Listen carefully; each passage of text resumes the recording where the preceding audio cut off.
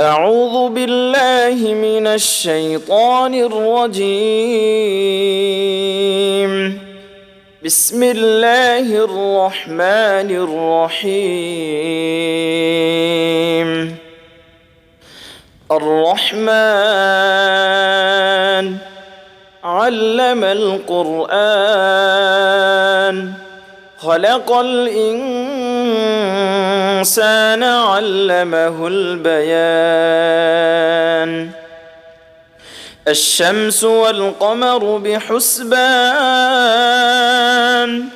والنجم والشجر يسجدان والسماء رفعها ووضع الميزان ألا تطغوا في الميزان وأقيموا الوزن بالقسط ولا تخسروا الميزان والأرض وضعها للأنام فيها فاكهة والنخل ذات الأكمام والحب ذو العصف والريحان فبأي آلاء ربكما تكذبان خلق الإنسان من صلصال كالفخار وخلق الجان من مارج من نار فبأي آلاء ربكما تكذبان رب المشرقين ورب المغربين فبأي آلاء ربكما تكذبان مرج البحرين يلتقيان بينهما برزخ لا يبغيان فبأي آلاء ربكما تكذبان يخرج منهما اللؤلؤ والمرجان فبأي آلاء ربكما تكذبان وله الجوار المنشآت في البحر كالأعلام فبأي آلاء ربكما تكذبان كل من عليها فان ويبقى وجه ربك ذو الجلال والإكرام فبأي آلاء ربكما تكذبان يسأله من في السماوات والأرض كل يوم هو في شأن فبأي آلاء ربكما تكذبان سنفرغ لكم أيها الثقلان فبأي آلاء ربكما تكذبان يا معشر الجن والإنس إن استطعتم أن تنفذوا من أقطار السماوات والأرض فانفذوا لا تنفذون إلا بسلطان فبأي آلاء ربكما تكذبان يرسل عليكما شواظ من نار ونحاس فلا تنتصران فبأي آلاء ربكما تكذبان فإذا انشقت السماء فكانت وردة كالدهان فبأي آلاء ربكما تكذبان فيومئذ لا يسأل عن ذنبه إنس ولا جان فبأي آلاء ربكما تكذبان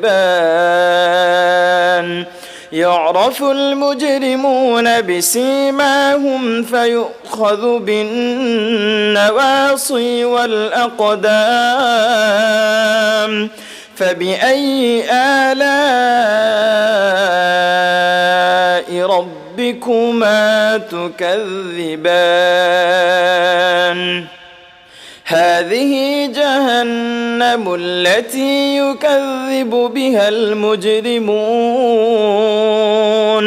يطوفون بينها وبين حميم آن فبأي آلاء ربكما تكذبان ولمن خاف مقام ربه جنتان فبأي آلاء ربكما تكذبان ذواتا أفنان فبأي آلاء ربكما تكذبان فيهما عينان تجريان فبأي آلاء ربكما تكذبان فيهما من كل فاكهة زوجان فبأي آلاء ربكما تكذبان متكئين على فرش بطائنها من استبرق وجنى الجنتين دان فبأي آلاء ربكما تكذبان فيهن قاصرات الطرف لم يطمثهن إنس قبلهم ولا جان فبأي آلاء ربكما تكذبان كأنهن الياقوت والمرجان فبأي آلاء ربكما تكذبان هل جزاء الإحسان إلا الإحسان فبأي آلاء ربكما تكذبان ومن دونهما جنتان فبأي آلاء ربكما تكذبان مدهامتان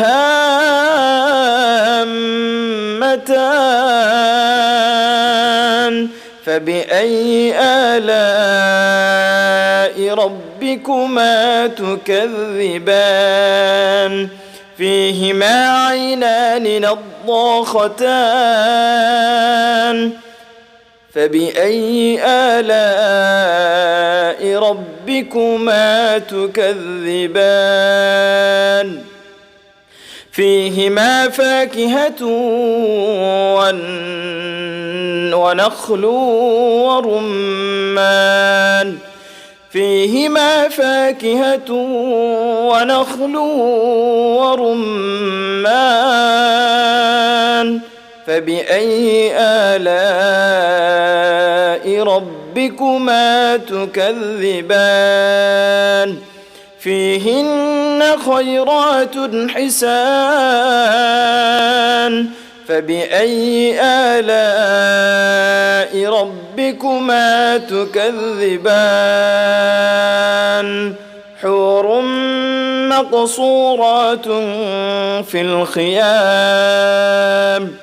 فبأي آلاء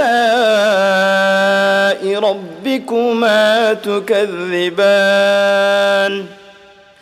لم يطمثهن إنس قبلهم ولا جان فبأي آلاء ربكما تكذبان متكئين على رفرف خضر وعبقري حسان فبأي آلاء ربكما تكذبان تبارك اسم ربك ذي الجلال والإكرام